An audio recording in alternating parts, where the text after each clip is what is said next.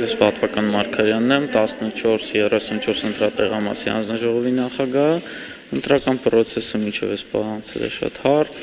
ընտրողների հոսքը ստաբիլ է, արձանագրած խախտումներ դիտորդների վստահված անձանց կողմից չունենք, պրոցեսը շատ բնական հունով ընթանում է։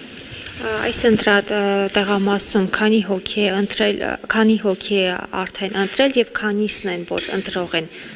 1059 գրանցված ընտրող ունենք ընտրացուցակներում, մասնակցել են, եթե չեմ սխալվում, 155 արդեն։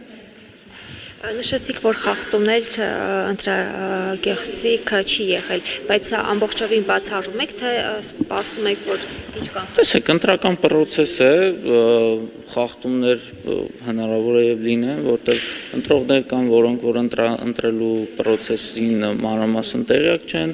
մենք իրենց ցույց են տալի, ընտրողներ կան, որոնք որ խնդիրների խոչընդոտների են հանդիպում ծրարի մեջ մտցնելուց քվեաթերթիկը, նման ընթացիկ խնդիրներ, բայց լուրջ ընտրակեղծարարության մասին խոսք լինել իհարկե բացառում չի կարող։ Ոչ, չեմ, նման դեպք չի արձանագրվել ամենայն դեպս։